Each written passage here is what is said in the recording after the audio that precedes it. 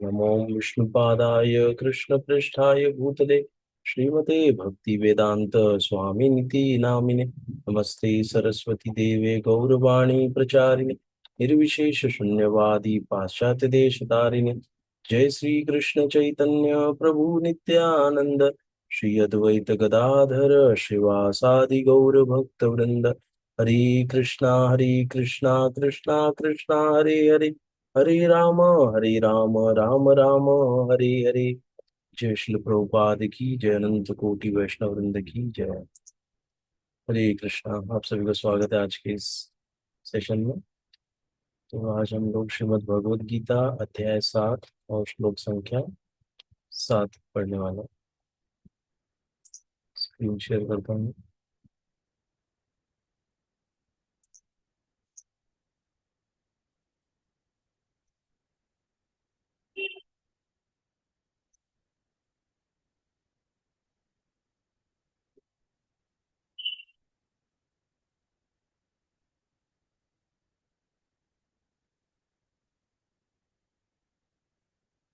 ये हमने कल पढ़ा था। मत्तः परतरम नान्यत् किंचिद अस्ति धनंजय, मयि सर्वम इदं प्रोक्तम सूत्रे मणिगणा इव। हे धनंजय, मुझसे श्रेष्ठ कोई सत्य नहीं। जिस प्रकार मोती धागे में गूंधे गूंथे रहते हैं, उसी प्रकार सब कुछ मुझ पर आश्रित है। ये भगवान यहाँ पर एक बता रहे की घोषणा हो रही ना भगवान के मुख से। अभी डायरेक्ट निकल रहा है ये सब, ये सब कुछ भगवान पर आश्रित है।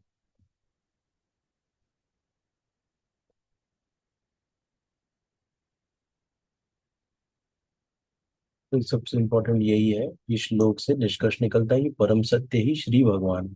श्री भगवान अर्थात श्री कृष्ण। भगवान कौन है? श्री कृष्ण।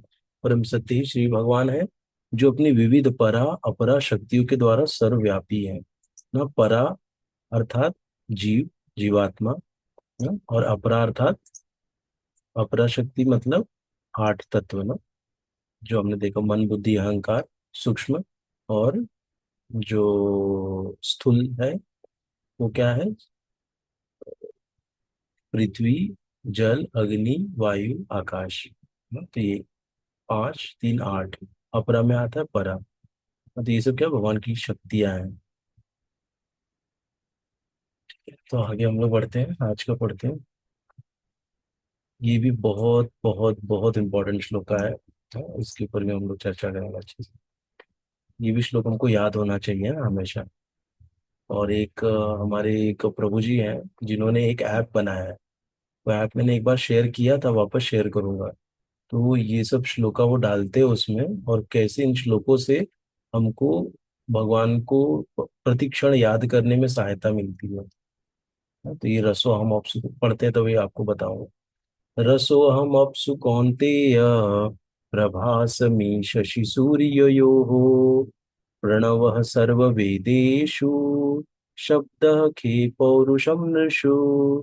रसो अहम अप्सु कौन्तेय, प्रभासमी शशि सूर्योः, प्रणवः सर्ववेदेषु, शब्दः खे पौरुषं नृषु। रसो अहम अप्सु कौन्तेय, प्रभासमी शशि सूर्योः, सूर्ययोः, सूर्ययोः, प्रणवः सर्ववेदेषु, शब्दः खे पौरुषं नृषु। ना कभी भी ये जो आते हैं ना दो लगे हुए, तो सूर्यो, सूर्य यो हो जाता है, ठीक है। शब्द ह, शब्द ह। अगर इधर शब्दे रहता तो शब्दे हे ना। ऐसे कोई पढ़ना चाहता है तो पढ़ सकते हैं। हरे मैं कृष्णा पढ़ती मैम। हूँ। अच्छा माता जी आप मैं पढ़ लो पढ़ फिर। पढ़े प्रज्ञा। हाँ।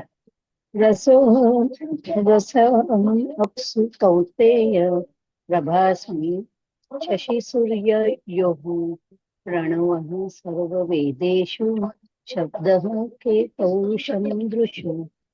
बहुत अच्छा माता जी, धन्यवाद। मैं पढ़िए। पढ़ती हूँ। बिस्मिल्लाह। रसो अहम रसो अहमप्सु कौन्तेय, प्रभास्मि शशि सूर्ययोः, प्रणवः सर्ववेदेषु शब्दः खे पौरुषं ऋषु। बहुत अच्छा माता जी, धन्यवाद। तो इसका हम लोग अभी कोई और पढ़ना चाहता है? ठीक है, तो हम लोग आगे बढ़ते हैं। रसः स्वाद अहम मैं अपसु जल में कौन्ते हेव कुंती पुत्र प्रभाः प्रकाश अस्मि हूँ शशि सूर्यो हो चंद्रमा तथा सूर्य का प्रणवः ओमकार के अ उ म ये तीन अक्षर सर्व समस्त वेदेषु वेदों में शब्द शब्द ध्वनि खे आकाश में पौरुषम शक्ति सामर्थ्य नृषु मनुष्यों में। हम्म। हे कुंती पुत्र, मैं जल का स्वाद हूँ, सूर्य तथा चंद्रमा का प्रकाश हूँ, वैदिक मंत्रों में ओमकार हूँ, आकाश में ध्वनि हूँ तथा मनुष्य में सामर्थ्य हूँ। तो देखिए, मतलब भगवान को देखने के लिए हमको क्या क्या मिल गया है ना। हम जब भी कहते हो, प्रभु जी ऐसे बताए कि जब भी जल पियो तो ये श्लोका याद करो ना, और भगवान को याद करो कि भगवान क्या बोल रहे हैं। मैं जल का स्वाद हूँ ना, तो पीते हो भगवान का स्मरण हमको करना है। ऐसे सूर्य तथा चंद्रमा का प्रकाश दिखे तो हमको भगवान को महसूस करना है ऐसे। फिर वैदिक मंत्रों में ओमकार हो, तो जहां भी ओम निकल रहा है वो कौन है? भगवान है ना। आकाश में ध्वनि हो तथा मनुष्य में सामर्थ्य हो ना? तो जो भी ध्वनि है वो भी कौन है? भगवान ही है। ऐसा भी पढ़ते हैं हम लोग आगे।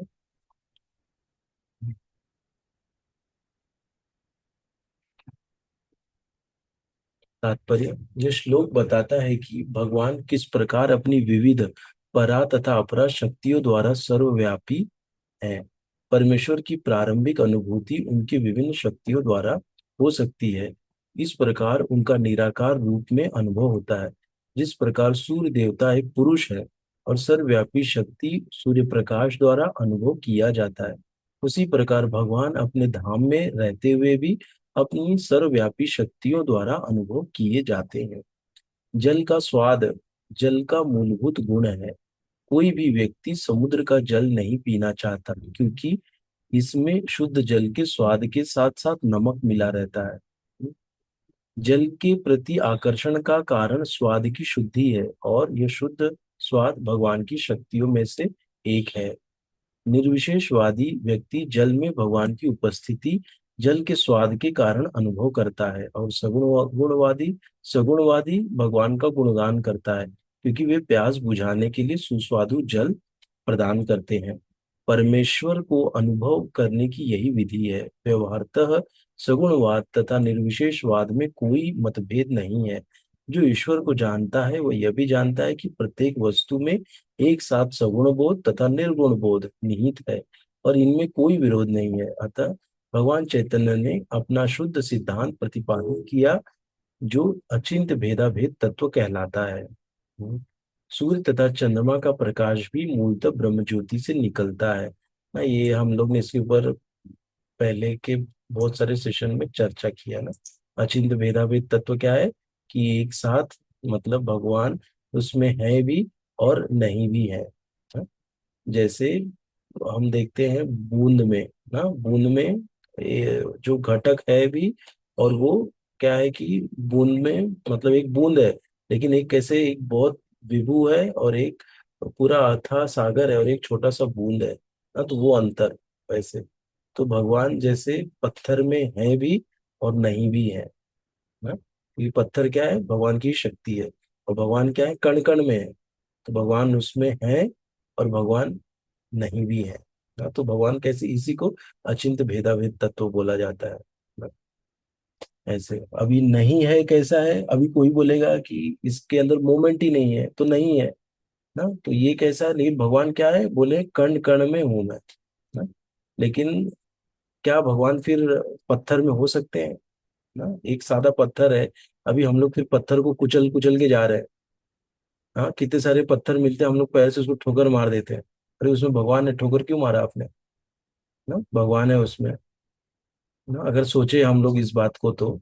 लेकिन क्या है कि जो हम लोग जिस मंदिर में जिस पत्थर की हम पूजा करते हैं, वो पत्थर में क्या करते हैं? प्राण प्रतिष्ठा करते हैं ना। उसमें भगवान को स्थापित करते हैं प्राण प्रतिष्ठा मंत्रों द्वारा। इसीलिए वो फिर क्या हो जाता है, वो जो पत्थर है अभी वो साक्षात भगवान का विग्रह बन गया है। तो हम उनका पूजन और ये सब कर सकते हैं ऐसे। तो ये अंतर होता है। तो इसी को अचिंत्य भेदाभेद तत्व कहते हैं कि एक साथ है भी और नहीं भी है। जैसे आता है अग्नि का भी आता है ना, एक चिंगारी और अग्नि। एक चिंगारी क्या है, वो भी अग्नि है ना, लेकिन वो अग्नि क्या है, कब होगी, जब वो किसी सूखे कागज के संपर्क में आएगी तब उसमें से अग्नि दिख जाएगी ना। तो अभी जैसे सूखी लकड़ी है, उस लकड़ी के अंदर अग्नि छुपी हुई है ना, उसमें जैसे ही वो अग्नि के संपर्क में आएगा वो जलने लग जाएगा। ऐसे तो ये है। तो उसमें अग्नि है भी, अग्नि नहीं भी है ना। तो ये अचिंत्य भेदाभेद तत्व है। इसको इसलिए अचिंत्य कहा गया है हमारे अचिंत्य, मतलब इसको हम समझ नहीं जितना जल्दी पा सकेंगे इसको ना। लेकिन जो कृष्ण के तत्व को जानता है वो इसको थोड़ा थोड़ा समझेगा, इसको कैसे ये अचिंत्य है। हाँ, जैसे जैसे सूर्य का भी कहते हैं ना, सूर्य की रोशनी, रोशनी जो आ रही है ना, वो क्या है, भगवान से निकल के आ रही है, भगवान से जुड़ी है। तो वो आने से हमको पता चला कि सूर्य है, पर क्या वो रोशनी सूर्य है क्या? नहीं ना। ऐसे लेकिन रोशनी कहाँ से आ रही है, भगवान से आ रही है। तो वो सूर्य है भी उस रोशनी, क्योंकि वो भगवान से कनेक्टेड है सूर्य से। हाँ, तो ऐसे तो दोनों इसी को अचिंत्य भेदाभेद कहते हैं। आगे आएगा इसके बारे में और। सूर्य तथा चंद्रमा का प्रकाश भी मूलतः ब्रह्म ज्योति से निकलता है, जो भगवान का निर्विशेष प्रकाश है। प्रणव या ओमकार प्रत्येक वैदिक मंत्र के प्रारंभ में भगवान को संबोधित करने के लिए प्रयुक्त दिव्य ध्वनि है। चूंकि निर्विशेषवादी परमेश्वर कृष्ण को उनके असंख्य नामों के द्वारा पुकारने से भयभीत रहते हैं, अतः वे ओमकार का उच्चारण करते हैं, किंतु उन्हें इसकी तनिक भी अनुभूति नहीं होती कि ओमकार कृष्ण का शब्द स्वरूप है। हाँ, इसका तनिक भी अनुभूति नहीं होता है, खाली बस पुकारते हैं ओम ओम ना, लेकिन उसका जो अनुभूति नहीं है कि ये साक्षात क्या है, कृष्ण है, कृष्ण का शब्द रूप है, स्वरूप है। कृष्ण भावनामृत का क्षेत्र व्यापक है, और जो इस भावना मृत को जानता है वह धन्य है। जो कृष्ण को नहीं जानते वे मोहग्रस्त रहते हैं। अतः कृष्ण का ज्ञान मुक्ति है और उनके प्रति अज्ञान बंधन है। इसीलिए ना कृष्ण का ज्ञान क्या है, मुक्ति है, और उनके प्रति अज्ञान बंधन का कारण है, क्योंकि मोह ग्रस्त हो जाएंगे ना। मोह मतलब हम गलत को सही समझने लग जाएंगे। जो कृष्ण को तत्वतः जानता है तो वो हर चीज को फिर सेग्रीगेट करने लग जाता है ना। और ये कैसा होता है कि एक बारी में नहीं आ जाएगा ना। हम लोग एक बार में कृष्ण का नहीं करने लग जाएंगे ना, समझने लग जाएंगे, या इसको हम लोग तुरंत वैसे सेग्रीगेट करना हम सीख जाएंगे। इसको समय लगेगा, इसको जितना हम ज्यादा प्रैक्टिस करेंगे उतना हमारे लिए आसान बनते जाएगा। तो ऐसा भी नहीं कि बाबा अभी सब लोग स्ट्रगल ही कर रहे हैं, मैं भी, आप भी ना इस चीज को, तो बोलते हैं कि हमारे मतलब अपने आप में उसको लाने के लिए ना सब लोग का स्ट्रगल ही चल रहा है इसको करने के लिए। लेकिन ये नामुमकिन नहीं है, एक ना एक दिन ये संभव होगा। तो इसका हमको विश्वास रखना चाहिए कि एक दिन हम लोग जरूर इसमें सफलता मिलेगी। खाली छोड़ना नहीं है, हमको लगे रहना है। ऐसे तो हम लोग फिर क्या होंगे, मोहग्रस्त नहीं होंगे, हम धीरे धीरे जैसे इसको हम लोग करते जाएंगे। एक सेकंड।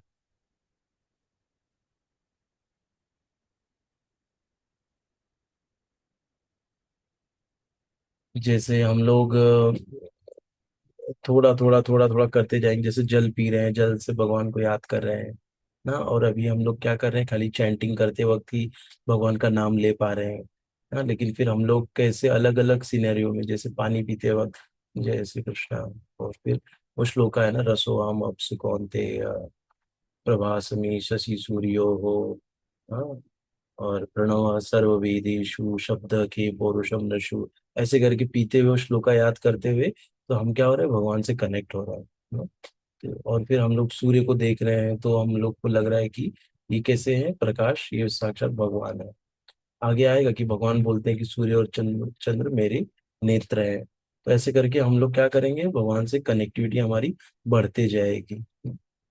तो हम लोगों को मतलब थोड़ा मोह से बाहर निकल पाएंगे ना, चीजों को एज इट इज हम समझ पाएंगे। तो ये प्रयास और वही अभ्यास जो हमने सीखा था ना इसके पहले वाले चैप्टर में ना, अभ्यास, प्रैक्टिस, प्रैक्टिस से ही ये संभव है। ठीक है।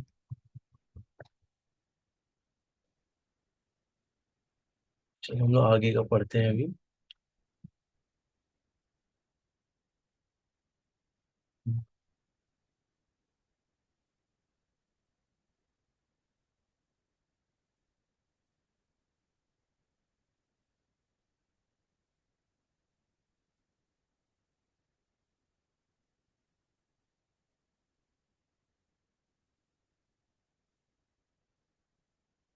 देखिए अभी मतलब कैसे चेंज भी होते जा रहा है ना। मतलब हम लोग पहले पहले तो हम लोग भगवान के साकार रूप को स्वीकार कर रहे हैं। ठीक है। अभी क्या बोल रहे हैं हम लोग, भगवान शब्द है ना, मतलब ओमकार प्रणव, मैं ओमकार हूँ, भगवान बोल रहे हैं, मतलब शब्द हूँ, फिर ध्वनि हूँ ना, आकाश में ध्वनि हूँ। तो हम देख सकते हैं कि ध्वनि का कोई रूप है क्या? हम्म? हाँ, ध्वनि का कोई रूप नहीं है। लेकिन भगवान क्या बोल रहे हैं, मैं ध्वनि हूँ। हाँ, हम लोग ध्वनि का रूप कोई देखे हैं क्या? ध्वनि क्या है? एक तरंग है, एक वेव की जैसे निकल रही है ना। साइंटिस्ट लोग हमको बताए कि क्या है, साउंड वेव्स बोलते हैं उसको ना, वेव की तरह निकलता है। तो उसको कोई देख पाया है क्या? नहीं देख पा रहे ना, हम लोग जो बोल रहे हैं उसको देख नहीं पा रहे। तो वो क्या हो गया, वो निराकार हो गया ना, निराकार हो गया। ऐसे। तो भगवान हम देख सकते हैं कि कैसे कैसे वो रूप लेते हैं ना, क्योंकि भगवान तो अभी क्या है, कण कण में भगवान है। भगवान का आकार है भी, भगवान निराकार भी है। यही क्या है, अचिंत भेदाभेद तत्व है ना। ऐसे।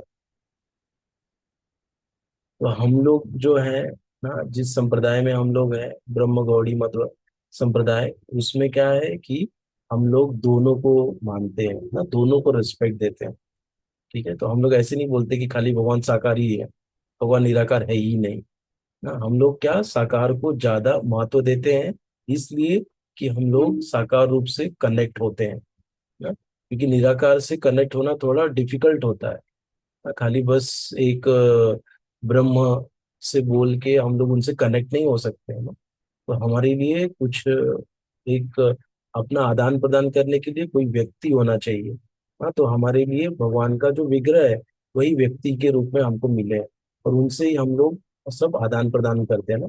उनको भोग लगाते हैं, उनकी आरती करते हैं ना, उनको मिरर दिखाते हैं कि आप देखिए कैसे दिख रहे हो मिरर में ना। तो ऐसे सब हम लोग करके क्या करते हैं कि भगवान को हम लोग एक व्यक्ति के रूप में हम उनको वो करते हैं, उनकी पूजा करते हैं। तो उससे क्या होता है, आदान प्रदान फिर करते हैं भगवान। तो जितना ज्यादा हम ये करेंगे उतना ज्यादा भगवान का आदान प्रदान होगा हमारे साथ में, जितना ज्यादा हम उनको व्यक्ति के रूप में देखेंगे। ऐसा है। इसीलिए मतलब हम लोग दोनों को वो देते हैं ना, आदर देते हैं, दोनों को रिस्पेक्ट देते हैं, बट हम लोग साकार रूप को ज्यादा वो देते हैं, महत्व देते हैं। ऐसे। अभी जैसे अगर लिया जाए कि हम लोग ना, जैसे कलयुग में क्या कहते हैं, हरे कृष्ण महामंत्र ना। तो जो शब्द है ना, हरे कृष्णा, वो भी क्या है, एक हरे लिखा हुआ है ना, तो उसका भी एक रूप है हरे कृष्णा। हाँ, तो आप हम उस रूप की भी हम पूजा कर सकते हैं ना, उसको बार बार बोल के, सुन के, देख के। तो उनसे भी हमारा आदान प्रदान हो सकता है, क्योंकि भगवान क्या है, अभी नाम रूप में है ना, नाम, नाम ही भगवान है कहते हैं ना। ऐसे तो भगवान उस रूप में अभी उपस्थित है, तो उसको भी हम लोग वही विग्रह की जैसे ही हमारे लिए है ना, नाम प्रभु बोलते हैं, नाम प्रभु। ऐसे। हम्म।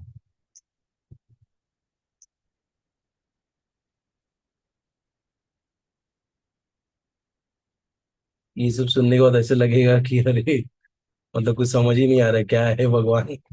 तो भगवान ऐसे ही है हमारे ना, जितना हम ज्यादा समझेंगे उतना हम उनको नहीं समझ पाएंगे ना। इसीलिए हमारे लिए सिंपल प्रोसेस दिया है कि आप क्या करो, श्रवण करो ना, सुनो और समझो कि बाबा भगवान कितने अचिंत्य हैं, इनको तो समझा ही नहीं जा सकता ना। तो भगवान हमारे अचिंत्य है ना, उनको हम अपनी इन इंद्रियों से नहीं समझ सकते ना। थोड़ा इंद्रियों से जब हम ऊपर उठेंगे तब हम इनको थोड़ा समझ पाएंगे आंशिक रूप में, ऐसे।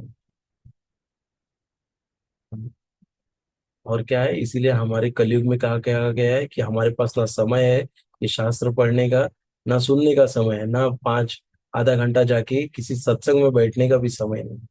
और इसीलिए कहा जाता है कि आप कम से कम हरि नाम कर लो, हरे कृष्ण महामंत्र का उच्चारण कर लो, कम से कम मिनिमम 21 बार तो कर लो ना। ऐसा करके हम क्या करते हैं, नए लोगों को रिक्वेस्ट करते हैं ना, एटलीस्ट एक माला तो कर लो। ऐसे एक माला मतलब हरे कृष्ण कृष्ण कृष्ण हरे हरे, हरे राम राम राम हरे हरे का 108 बार जप। हाँ, तो एक माला पूरी होती है। हम्म, तो हम लोग ये नया श्लोक पढ़ते हैं। पुण्यो गंधः पृथिव्याम च तेजश्चास्मि विभावसौ जीवनं सर्वभूतेषु तपश्चास्मि तपस्विषु।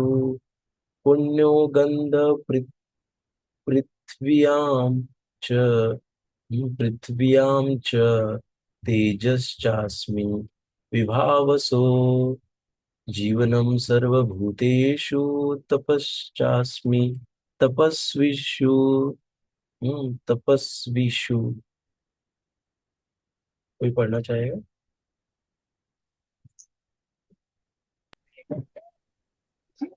मैं पढ़ती हूँ। पढ़िए।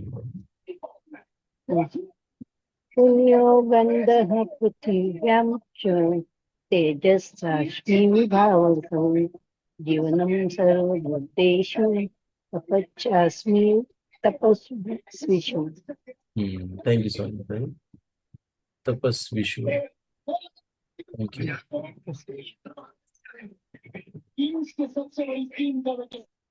तो इसका अर्थ देखते हैं। पुण्य मूल आध, गंध सुगंध, पृथ्व्याम पृथ्वी में, च भी तेज प्रकाश, च भी अस्मि हूँ, विभावसौ अग्नि में, जीवनम प्राण, सर्व समस्त भूतेषु जीवों में, तपः तपस्या, च भी अस्मि हूँ, तपस्विषु तपस्वियों में। हम्म, मैं पृथ्वी की आद्य सुगंध और अग्नि की ऊष्मा हूँ। मैं समस्त जीवों का जीवन तथा तपस्वियों का तप हूँ। तात्पर्य, पुण्य का अर्थ है ना, सुने ना, मैं पृथ्वी की आद्य सुगंध हूँ, सुगंध जो एक है, और अग्नि की ऊष्मा हूँ, गर्मी। मैं समस्त जीवों का जीवन तथा तपस्वियों का तप हूँ। तात्पर्य, पुण्य का अर्थ है जिसमें विकार न हो। अतः आद्य, इस जगत में प्रत्येक वस्तु में कोई न कोई सुगंध होती है। यथा फूल की सुगंध या जल, पृथ्वी, अग्नि, वायु आदि की सुगंध। समस्त वस्तुओं में व्याप्त अदूषित भौतिक गंध जो आद्य सुगंध है वह कृष्ण है। इसी प्रकार प्रत्येक वस्तु का एक विशिष्ट स्वाद रस होता है, और इस स्वाद को रसायन के मिश्रण द्वारा बदला जा सकता है। अतः प्रत्येक मूल वस्तु में कोई न कोई गंध तथा स्वाद होता है। विभा वसु का अर्थ अग्नि है। अग्नि के बिना न तो फैक्ट्री चल सकती है, न भोजन पक पक सकता है। यह अग्नि कृष्ण है। अग्नि का तेज ऊष्मा भी कृष्ण ही है।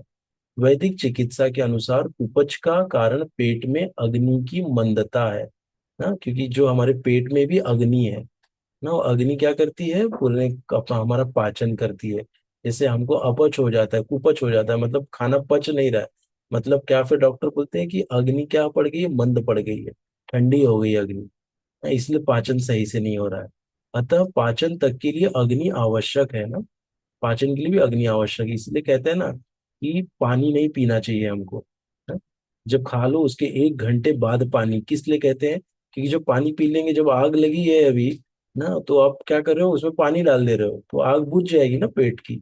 या ठंडा नहीं खाने को कहते हैं। ठंडा अगर हम खा लिए, जैसे किसी किसी को ठंडा पानी पीने की आदत है, वो कभी नहीं पीना चाहिए खाने के बाद। तो क्या हो जाता है कि जो हमारा पेट में जो जा रहा है, तो वो एक्चुअली क्या हो जाता है, वो सॉलिड हो बन जाता है ना। मतलब कि जब वो एक तो प्रोसेस चल रहा है, उस प्रोसेस में क्या हो जा रहा है कि हमारा जो पच के अलग अलग इसमें जगह में घूमते रहता है, तो लेकिन वो क्या हो जाता है कि पचने का समय बढ़ा देता है ना। वो जल्दी से नहीं पच रहा है, वो सॉलिड टाइप बन जा रहा है ना, ऐसे। तो इसीलिए ठंडा पानी भी नहीं पीना चाहिए खाने के बाद, ना आइसक्रीम खाना चाहिए। हम लोग को क्या लगता है कि तुरंत ना ये खाते हैं हम लोग आइसक्रीम, तो वो भी नहीं खाना चाहिए। आग लगी है ना तो पेट में, तो वो आग को खाए हैं तो उसको अभी अग्नि चालू हो गई है, तो अग्नि को बुझाना नहीं चाहिए। तो ऐसा है। वैदिक चिकित्सा के अनुसार कुपच का कारण पेट में अग्नि की मंदता है, अतः पाचन तक के लिए अग्नि आवश्यक है। कृष्ण भावनामृत में हम इस बात से अवगत होते हैं कि पृथ्वी, जल, अग्नि, वायु तथा प्रत्येक सक्रिय तत्व, सारे रसायन तथा सारे भौतिक तत्व कृष्ण के कारण है। मनुष्य की आयु भी कृष्ण के कारण है। अतः कृष्ण कृपा से ही मनुष्य अपने को दीर्घालु दीर्घायु या अल्पजीवी बना सकता है। अतः कृष्ण भावनामृत प्रत्येक क्षेत्र में सक्रिय रहता है। अतः कृष्ण भावनामृत प्रत्येक क्षेत्र में सक्रिय रहता है। हर क्षेत्र में हम लोग, हर चीज में हम लोग कृष्ण से कनेक्ट कर सकते हैं। ऐसा, क्योंकि हर चीज में भगवान है, तो हम हर चीज को ऐसे ही देखना है कि ये भगवान से कनेक्टेड है। ऐसे तो हम लोग यहाँ देख सकते हैं कि कैसे भगवान ने यहाँ पे बताया ना, सुगंध, ना वायु, सब क्या है ना, मैं हूँ ना, मैं ही आद्य सुगंध हूँ, अग्नि की ऊष्मा हूँ, मैं समस्त जीवों का जीवन हूँ, तपस्वियों का तप हूँ। ना, तपस्वियों का तप, तप मतलब क्या, जो लोग सेक्रीफाइस कर रहे हैं ना, वो सेक्रीफाइस कौन है, भगवान है ना। सेक्रीफाइस अर्थात क्या, हम देखते हैं यज्ञ ना, यज्ञ मतलब खुद बोल रहे हैं, यज्ञ क्या है, विष्णु है। ऐसे तो वही तपस्वियों का तप, हम्म, जो तपस्वी कर रहा है उसका तप ही भगवान है। तो ऐसा अभी आगे बहुत कुछ हमको मिलने वाला है ना, एक एक चीजें, जिससे हम लोग उसको कनेक्ट कर पाएंगे भगवान से। ठीक है।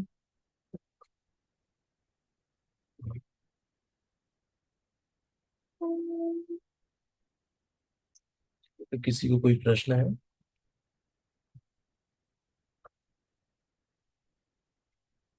कि किसी को कोई कमेंट है ना, तो अभी हम लोग को मतलब ऐसा अभी एक एक चीजें मिलते जाएंगी ना, तो हमारे लिए अभी यही जेम्स है। करेक्ट। हमको इसको ही बहुत सीरियसली लेना है अभी।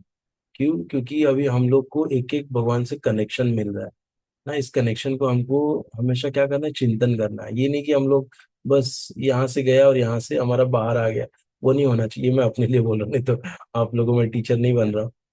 ये मेरे लिए है कि इसको मुझे उतारना है। नहीं तो क्या हो जाता है कि हम बस सुनते हैं, उसको हम कनेक्ट नहीं कर पाते हैं ना। तो इसको कनेक्ट करना है। जल पीते वक्त मैं अभी थोड़ा प्रयास कर रहा हूँ कि जल पीते वक्त हमेशा ये वाला श्लोक बोलता हूँ, इसलिए ये श्लोक मुझे याद हो गया है ना। तो ऐसे एक एक श्लोक को हम लोग को याद कर लेना है, जिससे कि हम लोग उसके साथ हमारा रिदम बैठेगा। जब भी हम वैसे सिचुएशन में आएंगे, वो श्लोक हमको याद आएगा ना। तो ऐसे हमारी कनेक्टिविटी भगवान से बहुत अच्छी हो जाएगी। और हमारा जीवन का उद्देश्य ही वही है कि हम भगवान से ज्यादा कनेक्ट हों, भगवान का स्मरण होते रहे ना, हमारा हरिनाम चलते रहे अंदर। ऐसा है। हम कोई भी चीज देखे तो हमको हरिनाम चलते रहे अंदर, किसी से बात भी कर रहे हैं, हरिनाम, थोड़ा भगवान का नाम निकलते रहे। जैसे जैसे हम लोग एक सुना हो ऐसे ही, कि जैसे हम लोग बाकी काम करते वक्त दूसरा काम भी सोचते हैं, तो हम लोग बाकी करते वक्त भगवान का नाम क्यों नहीं सोच सकते हैं? हम्म? जब हम लोग जपा करते वक्त हम लोग अन्य सब चीजें सोच सकते, तो अन्य सब चीजें करते वक्त जपा के बारे में या भगवान के नाम का जप क्यों नहीं कर सकते? करेक्ट, कर सकते हैं हम लोग। तो ऐसे ही इसको हमको करना है। जैसे हम लोग जब करते वक्त सब चीजें की प्लानिंग करते सोचते हैं, वैसे ही बाकी का कार्य करते वक्त भी हमको भगवान के नामों का जप का स्मरण होते रहना चाहिए। तो हम लोग आज यही तक करेंगे। अगर कोई किसी को कोई प्रश्न हरे नहीं। कृष्ण। हाँ हरे मतलब। हरे कृष्ण प्रभु जी। हम्म। हरे कृष्ण माता। प्रभु जी वो, हाँ, वो पानी पीने के वक्त जो मंत्र बोलते हैं, आप मैसेज करेंगे वो? हाँ माता जी, यही वाला श्लोक है जो अभी हमने पढ़ा ना। नहीं, वो ध्यान में नहीं रहेगा, तो चले मैं वो लिख के लूंगी फिर। चलेगा माता जी। आप इसका चाहिए तो और स्क्रीनशॉट लेके रख सकते हो आप। अच्छा अच्छा, ओके हाँ, ओके ओके। या तो मैं भेजूंगा अभी आपको, एक मैं ऐप भेजूंगा अभी। वो ऐप आप डाउनलोड करना, और वो ऐप में ओके। ऐसे सारे श्लोकों को वो प्रभु जी दे रहे हैं। और ये श्लोक को हमको अच्छा 1 हफ्ते तक प्रैक्टिस करना है, ऐसा बताए हैं अच्छा। वो। और उसको पहले ऐसे बहुत सब इंस्ट्रक्शन दिए हैं। उसको पहले आप लिखो। हम्म वो हिंदी में भी है, हम्म और इंग्लिश में भी है, और हम्म शायद मराठी में भी है। ऐप का लैंग्वेज आप चूज हम्म। कर सकती हो। हम्म। तो उसको लिखना है अपने पहले। हम्म। यस अपने मैम। इस श्रील प्रभुपाद के ग्रुप में भेज यस दीजिए। मैडम, मैं वो डालता हूँ ऐप।